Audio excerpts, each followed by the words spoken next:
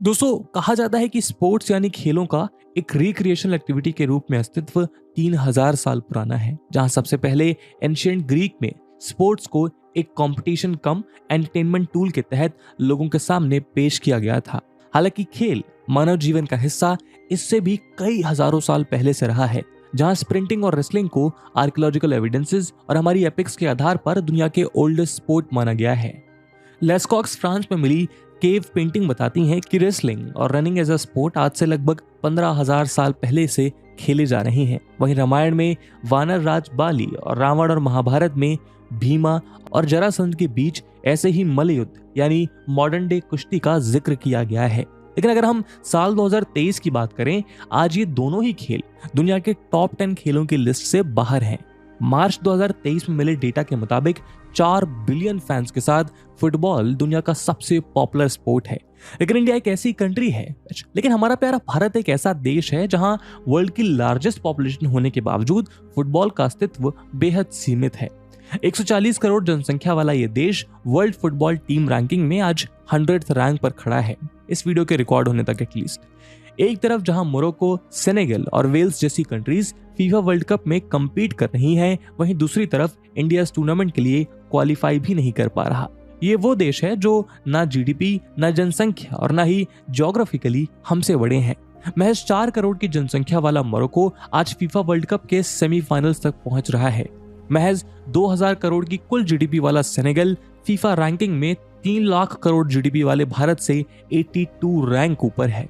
यहाँ तक कि भारत से 158 टाइम्स छोटे वेल्स की नेशनल फुटबॉल टीम भी दुनिया की टॉप टीम्स में कंसीडर की जाती है।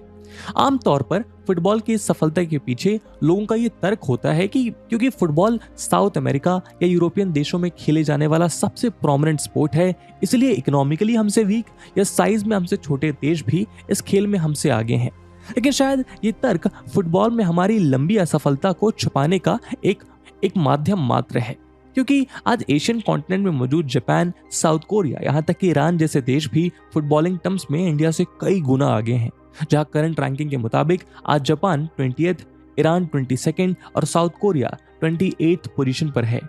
हालांकि हमेशा इंडियन फुटबॉल की सिचुएशन ऐसी नहीं थी, क्योंकि भारत उन कुछ एशियन सब कॉन्टिनेंटल देशों में से एक है जहां फुटबॉल का इंट्रोडक्शन करीब 250 साल पहले ही हो गया था। वहीं 1950 के बाद लगभग 15 सालों तक इंडिया ने अपनी फुटबॉल टीम का गोल्डन एरा विटनेस किया था, जिसके चलते इंडियन फुटबॉल टीम को ब्राजीलियंस ऑफ एशिया के नाम से विश्व भर में पहचान मिली। लेकिन अर्ली 80s के बाद इंडियन फुटबॉल का सूरज कभी हॉकी तो कभी क्रिकेट राइज के चलते मानो कहीं छिप सा गया। पर अब एक बार फिर इंडिया में फुटबॉल का उदय देखने को मिल रहा है, जहां गवर्नमेंट एफर्ट्स, आईएसएल जैसे टूर्नामेंट्स और लोगों के प्यार ने फिर से 100 यार्ड में खेले जाने वाले इस खेल को इंडिया में रिवाइव किया है। खासतौर पर recently South Asian Football Federation Cup, also known as SAFF Cup में मिली जीत को देखते हुए ये उम्मीद की जा रही है कि शायद इंडिया आने वाले वर्ल्ड कप के लिए क्वालिफाई कर जाएगा। दोस्तों, आज के हमारे इस वीडियो डिस्कशन में हम इंडिया के फीफा वर्ल्ड कप 2026 से जुड़े रियलिस्टिक सिनेरियोस को आपके साथ डिस्कस करेंगे। किस तरह स्टेप बाय स्टेप अप्रोच के साथ इंडिया के फीफा वर्ल्ड कप का सपना सच हो सकता है। साथ ही हम इंडियन फुटबॉल के इतिहास और करंट राइज को भी समझेंगे। दोस्तों, भारत में फुटबॉल की शुरुआत ब्रिटिश अराइवल के साथ हुई। असल में ब्रिटिशर्स द्वारा फुटबॉल को कई ऐसी कंट्रीज में इंट्रोड्यूस किया गया जहां ब्रिटिश रूल एस्टैब्लिश था, लिहाजा इंडिया में भी फुटबॉल लोगों के बीच मशहूर हुआ। हालांकि शुरुआती दिनों में फुटबॉल सिर्फ आर्मी द्वारा खेला जाता था, लेकिन धीरे धीरे ब्रिटिश सोल्जर्स ने लोकल्स के साथ फुटबॉल खेलना शुरू किया, जिसने फुटबॉल को बहुत से ब्रिटिश प्रेसिडेंसीज में पॉपुलर बना दिया। Early British rule Calcutta, Bombay और मद्रास तक एक्सपैंडेड था, जिसके चलते फुटबॉल का खेल भी सबसे पहले इन्हीं रीजन्स के इन एंड अराउंड खेला जाने लगा। इंडियन सॉइल पर खेला ऑफिशियल फुटबॉल मैच 1854 में कलकत्ता क्लब ऑफ सिविलियंस और जेंटलमैन ऑफ बराकपुर के बीच खेला गया। इसके बाद मानो फुटबॉल दोगुनी रफ्तार से एक स्पोर्ट के रूप में पसंद किया जाने लगा। इसके चलते 1888 में ड्यूरेंट कप की शुरुआत हुई, जो एशिया का ओल्डेस्ट और वर्ल्ड का 5th oldest existing football tournament है। और इसके ठीक एक साल बाद यानी 1889 में मोहन बगान फुटबॉल क्लब की नींव रखी गई, जो करेंटली इंडिया का ओल्डेस्ट फुटबॉल क्लब है। अब भारत में क्लब फुटबॉल के अर्ली अराइवल को इस बात से समझ सकते हैं कि मोहन बगान करेंटली फुटबॉल के दो सबसे पॉपुलर क्लब्स यानी FC बार्सिलोना और रियल मैड्रिड से भी एक दशक पहले स्टैब्लिश हो चुका था। हालांकि आज मोहन बगान और इन क्लब्स की पॉपुलैरिटी के बीच बड़ा फासला है। बहरहाल 20वीं सेंचुरी में फुटबॉल कलकत्ता, मद्रास और बॉम्बे प्रेसिडेंसी में कई जगह खेला जाने लगा, जिसे देखते हुए 1937 में ऑल इंडिया फुटबॉल फेडरेशन का जन्म हुआ और 1948 में इसे फीफा एफिलिएशन मिला। वहीं से सही मायने में इंडियन फुटबॉल ग्रो होना शुरू हुआ। 1947 में इंडिपेंडेंस के बाद इंडिया ने अपना पहला फुटबॉल मैच 1948 के लंदन ओलंपिक्स में खेला। इंडिया का सामना यूरोप नेशन फ्रांस से हुआ। इस मैच में इंडियन प्लेयर्स विदाउट शूज यानी नंगे पांव खेल रहे थे। अपने ब्रिलियंट स्किल्स के चलते इंडिया ने फ्रांस को इस मैच में कड़ी टक्कर दी, लेकिन दो क्रूशियल पेनाल्टीज मिस करने की वजह से इंडिया ये मैच 2-1 से हार गया। हालांकि इस हार के बावजूद ब्रिटिश मीडिया ने इंडियन टीम की खूब सराहना की। जब इंडियन कैप्टन तालिमरेन से पूछा गया कि उनकी टीम नंगे पैर क्यों खेल रही थी, तो उनके जवाब ने लोगों के चेहरे पर मुस्कान ला दी। उन्होंने कहा, well you see we play football in India where as you play boot ball. इस मैच में इंडिया का एकमात्र गोल सरंगापानी रमन ने किया था, जो उन्हें ओलंपिक्स में इंडिया का पहला इंटरनेशनल गोल स्कोरर बनाता है। इस मैच के बाद सबको यही लगता था कि Indian football team global competition के लिए रेडी है, लेकिन एक बड़ा सेटबैक इंडियन फुटबॉल का इंतजार कर रहा था। दरअसल 1950 फीफा वर्ल्ड कप में अपने ग्रुप की सारी टीम द्वारा उनका नेम विड्रॉ करने से भारत ऑटोमेटिकली वर्ल्ड कप के लिए क्वालिफाई कर गया, लेकिन इंडिया ने क्वालिफाई करने के बावजूद टूर्नामेंट में पार्टिसिपेट करने से मना कर दिया। ऑल इंडिया फुटबॉल फेडरेशन ने पार्टिसिपेशन के लिए मना करने के कई सारे रीजंस बताए। AIFF का कहना था कि ब्राजील में होने वाले फीफा वर्ल्ड कप के लिए ट्रैवल कॉस्ट को इंडिया अफोर्ड नहीं कर सकता और वर्ल्ड कप से ज्यादा इंडियन फुटबॉल टीम के लिए ओलंपिक्स इंपॉर्टेंट है। वहीं कुछ लोगों का मानना है कि फीफा कमेटी खुद इंडियन टीम के ट्रैवल और दूसरे एक्सपेंसेस उठाने को तैयार हो गई थी, लेकिन इंडियन टीम का बिना शूज का खेलना इस वर्ल्ड कप में ना जाने का कारण बना था। असल में उस समय तक फीफा ने बेयरफुट खेलने का रूल हटा दिया था, यानी प्लेयर्स को शूज पहन के ही खेलना था। AIFF ने फीफा से रिक्वेस्ट की थी कि उनके प्लेयर्स को बेयरफुट खेलने दिया जाए, जिसके लिए फीफा ने साफ इनकार कर दिया। बहरहाल सोच जो भी हो, नतीजा ये हुआ कि इंडिया वर्ल्ड कप खेलने से चूक गई। उसके बाद आज लगभग 70 सालों से इंडिया के लिए क्वालिफिकेशन राउंड तक जाना ही मुमकिन नहीं हो पाया है। लेकिन पिछले कुछ सालों से करंट इंडियन फुटबॉल टीम के ट्रेमेंडस एफर्ट्स को देखते हुए इस बार टीम का पोटेंशियल क्वालिफिकेशन मुश्किल ही सही पर पॉसिबल जरूर नजर आ रहा है। दोस्तों, कोच के रूप में इंडिया के लिए फेलियर साबित हो चुके स्टीफन कॉन्स्टेंटिन को 2015 में एक बार फिर टीम का दारोमदार सौंपा गया। इससे पहले वो 2002 से 2005 तक इंडियन फुटबॉल टीम के कोच रह चुके थे, लेकिन टीम के पुअर परफॉर्मेंस के चलते उन्हें हटा दिया गया। लेकिन इस बार उन्होंने पिछली नाकामयाबियों को भूलते हुए नए सिरे से टीम बिल्डिंग की प्रोसेस शुरू की। इस प्रोसेस में उन्हें ISL यानी इंडियन सुपर लीग के चलते यंग टैलेंट का अच्छा पूल मिला, जिन्हें उन्होंने अगले कुछ सालों में इंटरनेशनल टूर्नामेंट्स के लिए रेडी किया। साल 2015 और 2016 में इंडियन फुटबॉल टीम की परफॉर्मेंस डिसेंट रही, लेकिन साल 2017 टीम के लिए जबरदस्त रहा, जहां टीम ने 9 में से 7 मैचेस जीते और 2 मैचेस ड्रॉ खेले। इसी परफॉर्मेंस के चलते इंडिया ने AFC एशियन कप में अपने क्वालिफिकेशन को भी सिक्योर किया। मई 2017 में 21 साल बाद इंडिया ने टॉप 100 फीफा रैंकिंग में एक बार फिर एंट्री की और जुलाई 2017 में 96th रैंक को दोबारा अचीव किया। इसके चलते भारत ने 2018 वर्ल्ड कप क्वालिफायर्स में अपनी जगह बनाई, लेकिन यहाँ टीम सेकेंड राउंड तक पहुंच सकी। हालांकि इसी साल भारत ने पहला इंटरकॉन्टिनेंटल कप भी जीता, लेकिन 2019 के AFC एशियन कप से बाहर होने के बाद टीम के कोच स्टीफन कॉन्स्टेंटिन ने स्टेप डाउन कर लिया। इसके बाद ऑल इंडिया फुटबॉल फेडरेशन ने क्रोएशिया के प्रूव world cup player Igor Stimac को इंडियन फुटबॉल टीम का कोच अपॉइंट किया और यहां से एक नए युग की शुरुआत हुई। इगोर स्टीमेक के इंडियन कोच के रूप में शुरुआती कुछ दिन खास अच्छे नहीं बीते। इंडिया ने थाईलैंड में ऑर्गेनाइज्ड किंग्स कप का ब्रोंज मेडल जरूर जीता, लेकिन टीम 2019 के इंटरकॉन्टिनेंटल कप के ग्रुप स्टेज से ही बाहर हो गई। इस हार के बाद इगोर स्टीमेक को काफी बैकलैश का सामना करना पड़ा, क्योंकि इंडिया इंटरकॉन्टिनेंटल कप की डिफेंडिंग चैंपियन थी, लेकिन फिर भी वो टीम के कोच बने रहे। इसके बाद उन्होंने टीम के टैक्टिकल पर्सपेक्टिव पे स्पेशल एम्फेसिस देना शुरू किया। दरअसल इंटरनेशनल फुटबॉल में टीम ब्रॉडर सेंस में 2 तरीके से खेलती है। पहला तरीका है स्पीड, मसल और एग्रेशन से गेम खेलने का, जहां दोनों टीम रेगुलरली एक दूसरे पर काउंटर अटैक करती रहती हैं, जिसके चलते गेम में स्टैमिना और एंड्योरेंस जैसे फैक्टर ज्यादा कंसिडरेशन में आते हैं। दूसरा तरीका है पोजेशन, पेशेंस और पासिंग का, इस तरीके की टैक्टिक में स्किल और विजन जैसे फैक्टर्स ज्यादा प्रोमिनेंट होते हैं। इगोर स्टिमेक ने ये नोटिस किया कि टीम स्पीड गेम तो अच्छा खेल लेती है, लेकिन जब बात पोजीशन के साथ खेलने की होती है तो टीम का ओवरऑल गेम प्ले अभी भी वर्ल्ड स्टेज में क्वालिफाई करने के लिए काफी कम है। ऐसे में उन्होंने टीम के इस एस्पेक्ट पर काम करना शुरू किया, जिसके पॉजिटिव रिजल्ट्स टीम को 2021 के सैफ कप में मिले। लेकिन टीम का सबसे यादगार पल रहा एशियन चैंपियनशिप में करंटली 58th रैंकिंग पर मौजूद कतर के साथ खेला ड्रॉ, जिसे इंडियन फुटबॉल हिस्ट्री का सबसे मेमोरेबल रिजल्ट भी माना जाता है। साल 2023 भी अभी तक टीम के लिए शानदार रहा है।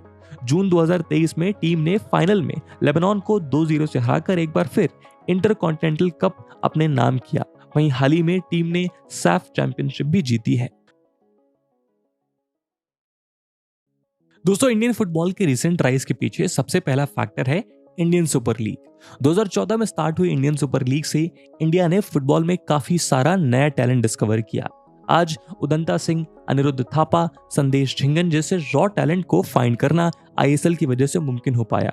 साथ ही 8 टीम्स वाली इस लीग में इंडियन प्लेयर्स को फॉरेन प्लेयर्स के साथ खेलने का मौका मिला, जिसने उन्हें मेजर इंटरनेशनल लीग में खेले हुए प्लेयर्स से सीखने और उनके साथ compete करने का मौका दिया।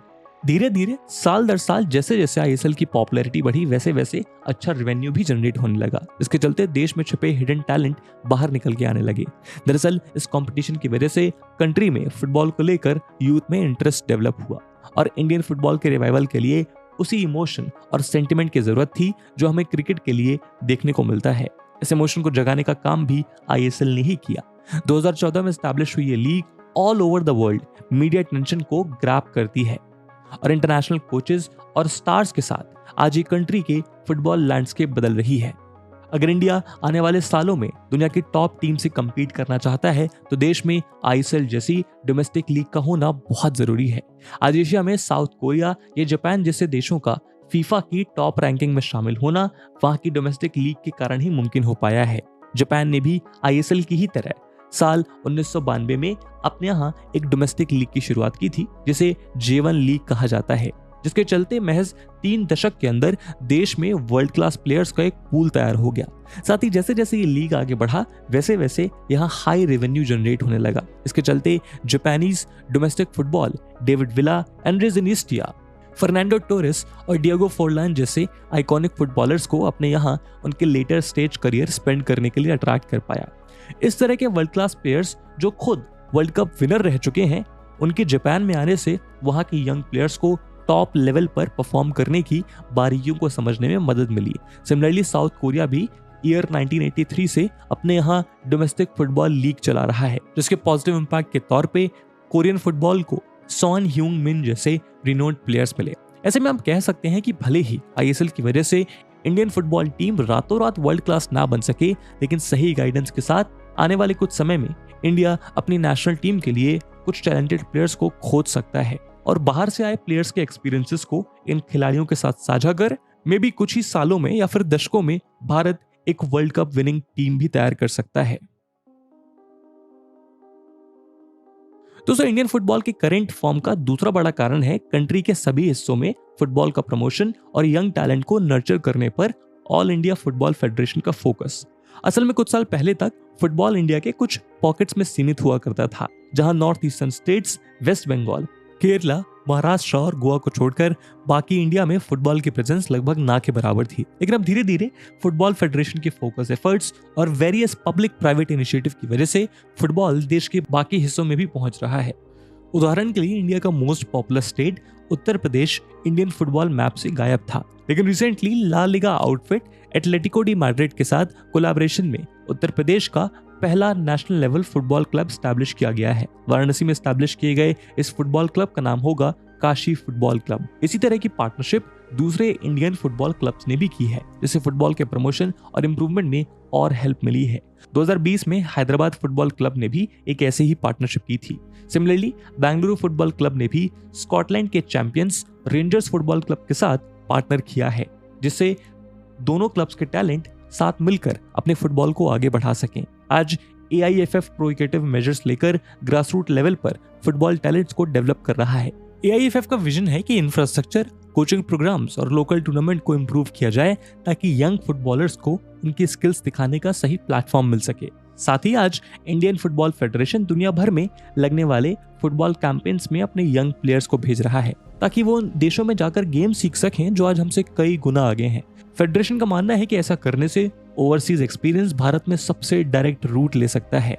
इसका सबसे बड़ा प्रूफ मिलता है अंडर 17 फुटबॉल टीम के डेवलपमेंट को देखकर, जहां अंडर 17 फुटबॉल टीम ने पिछले कुछ समय में बेहतरीन परफॉर्मेंसेस दी हैं जो इंडियन फुटबॉल के ब्राइटर फ्यूचर का हिस्सा हैं। इसके अलावा दोस्तों, रिसेंटली भारत ने अपने फुटबॉल लेजेंड्स को भी रिकॉग्नाइज करना शुरू किया है, जिससे फुटबॉल के ओवरऑल प्रमोशन में काफी मदद मिली है और फुटबॉल एक मास गेम बनने की कगार पर है। इसमें सुनील छेत्री का नाम काफी प्रोमिनेंट है।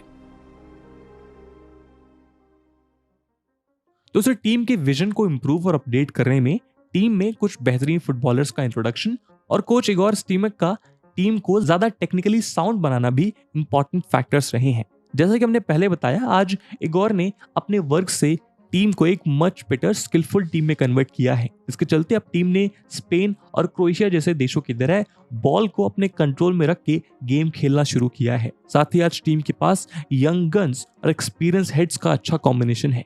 टीम की सक्सेस में सबसे प्रोमिनेंट रोल प्ले करने वाले कैप्टन सुनील छेत्री टीम के मेन स्ट्राइकर हैं, जो up from the front team को लीड करते हैं। 38 इयर्स के सुनील छेत्री इंटरनेशनल फुटबॉल में 92 गोल स्कोर कर चुके हैं और फुटबॉल में एक्टिव प्लेयर्स की लिस्ट में क्रिस्टियानो रोनाल्डो और लियोनेल मेसी के बाद वर्ल्ड के 3rd हाईएस्ट गोल स्कोरर हैं। सुनील का टीम के साथ होना अपने आप में खास है। आज सुनील इंडियन फुटबॉल के सबसे फेमस स्टार हैं, जिनकी फैन फॉलोइंग पूरे देश में है। सुनील की यही नेशनल इमेज उन यंग इंडियन प्लेयर्स के लिए संजीवनी बूटी है, जिन्हें अक्सर ये ख्याल आता है कि कहीं फुटबॉल में जाकर कहीं गुमनाम न रह जाएं।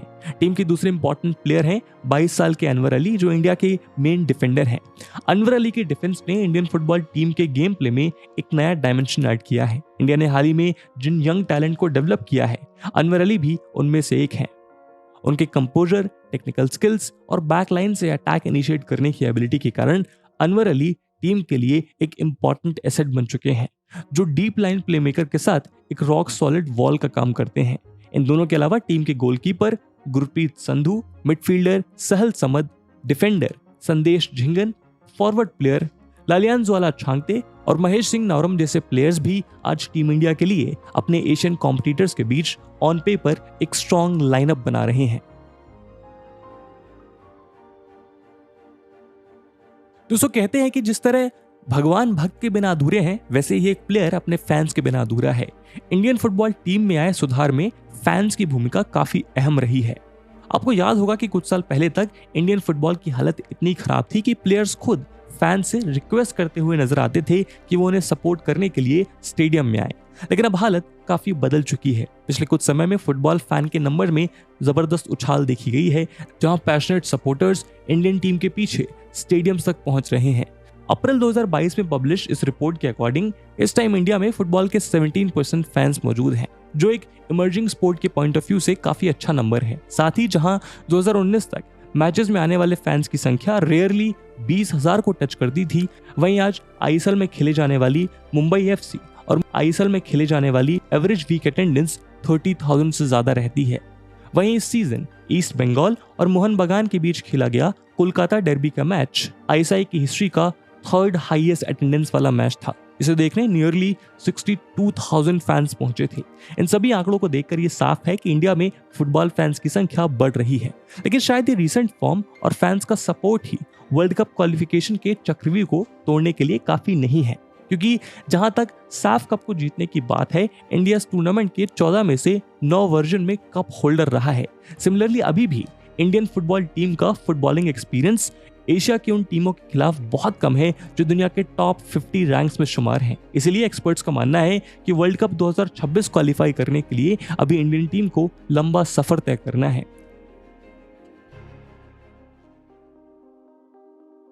दोस्तों, भारत के लिए सबसे पहला बेनिफिट क्वालिफिकेशन सिनेरियो में यह है कि फीफा वर्ल्ड कप 2022 तक इस टूर्नामेंट में 32 टीम्स शिरकत करती थी, लेकिन 2026 वर्ल्ड कप के लिए टीम्स के नंबर को एक्सपैंड करके 48 कर दिया गया। इस चार्ट में आप देख सकते हैं कि कौन से कॉन्टिनेंट से कितनी टीम्स फीफा वर्ल्ड कप 2026 में पार्टिसिपेट करेंगी। एशिया के लिए जहां पहले फीफा में 4.5 स्पॉट्स रिजर्व होते थे, वहीं अब टीम का नंबर बढ़ाने के कारण 8 स्पॉट्स रिजर्व होंगे। यानी पिछले वर्ल्ड कप के मुकाबले 3 और Asian teams FIFA world cup खेलेंगी, जो इंडिया के चांस को और बेटर करता है। करंटली ग्लोबल फीफा रैंकिंग्स में इंडिया 100th पोजीशन पर है और एशियन फुटबॉल कॉन्फेडरेशन रैंकिंग में 18th पोजीशन पर। एशियन टीम्स में टॉप 20 रैंकिंग के अंदर होने का सीधा मतलब है कि वर्ल्ड कप 2026 के लिए इंडिया को एशियन क्वालिफिकेशन का फर्स्ट राउंड नहीं खेलना पड़ेगा। हालांकि भारत को प्रीलिमिनरी राउंड 2 में पार्टिसिपेट करना होगा, जहां पर 36 टीम को 9 ग्रुप्स में डिवाइड किया जाएगा और हर ग्रुप में 4 टीम्स होंगी। प्रीलिमिनरी राउंड 2 की शुरुआत नवंबर 2023 से होगी और ये जून 2024 तक चलेगा। वर्ल्ड कप क्वालिफिकेशन के लिए इंडिया को सबसे पहले इसी राउंड में टॉप 2 स्पॉट्स में फिनिश करना होगा। साथ ही currently Indian football team FIFA world cup qualifiers के पॉट 3 में प्लेस्ड है, लेकिन अगर इंडिया पॉट 2 में अपनी जगह बना लेती है तो प्रीलिमिनरी राउंड 2 के टॉप 2 में फिनिश करने के और करीब आ जाएगी और वर्ल्ड कप क्वालिफिकेशन के चांसेस और ज्यादा बढ़ जाएंगे।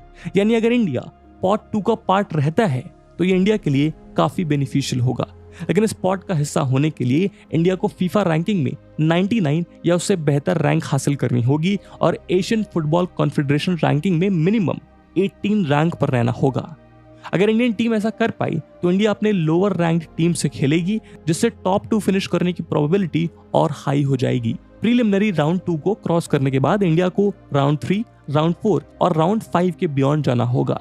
इन सभी आने वाले राउंड्स में एशिया की बेस्ट टीम्स compete करेंगी, जिसमें टॉप 10 एशियन टीम्स भी होंगी। यानी इंडिया को फीफा वर्ल्ड कप 2026 में क्वालिफाई करने के लिए इन सभी टीम से भिड़ना होगा और उनके सामने अच्छे प्रदर्शन के बाद ही इंडिया वर्ल्ड कप के लिए क्वालिफाई कर पाएगी। देखिए, theoretically India FIFA world cup 2026 के लिए क्वालिफाई कर सकता है, पर उसके लिए इंडिया के प्लेयर्स को अपनी बेस्ट फुटबॉल खेलनी होगी। साथ ही हमें ये आस भी लगानी होगी कि सारे सिनेरियोज भारत के फेवर में आए। आने वाला एशियन कप इंडिया के लिए अपनी प्रोग्रेस दिखाने और कॉन्टिनेंट की बेस्ट टीम के अगेंस्ट compete करने का सबसे बेहतरीन प्लेटफॉर्म है और यही फीफा वर्ल्ड कप खेलने के सपने की तरफ इंडिया का पहला बड़ा कदम हो सकता है। अगर इंडियन टीम ने एशियन कप में अच्छा परफॉर्म किया तो हो सकता है कि हम पहली बार टीम इंडिया को फीफा वर्ल्ड कप में शिरकत करते हुए देखें। दोस्तों, इंडियन फुटबॉल के राइज ने इंडिया के फैंस के लिए एक उम्मीद की किरण जरूर जगाई है।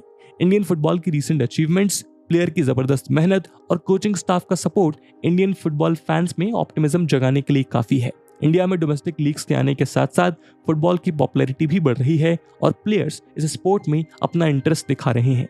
इंडियन सुपर लीग और आई लीग की वजह से फुटबॉल में इन्वेस्टमेंट भी बढ़ा है और इंफ्रास्ट्रक्चर भी इंप्रूव हुआ है, जिसके चलते प्लेयर्स को बेटर ट्रेनिंग फैसिलिटीज मिल पा रही हैं। ऑल इंडिया फुटबॉल फेडरेशन भी ग्रास रूट लेवल पर फुटबॉल को पॉपुलर करने के लिए all across the country academic setup कर रहा है। इन इनिशिएटिव से उम्मीद है कि ज्यादा से ज्यादा स्किल्ड और टैलेंटेड प्लेयर्स मेन स्ट्रीम में आ पाएंगे और टीम के लिए अपना टैलेंट दिखा पाएंगे। अगर फुटबॉल को लेकर इंडिया का प्लान सही दिशा में आगे बढ़ता रहा तो जल्द ही हम अपने टेलीविजन सेट पर टीम इंडिया को फीफा वर्ल्ड कप में खेलते हुए देख पाएंगे। और इसी उम्मीद के साथ आज के वीडियो को हम यहीं विराम करते हैं। आई होप आपको वीडियो पसंद आई होगी। आपका इस मुद्दे पे क्या ओपिनियन है कमेंट सेक्शन में जरूर बताइएगा।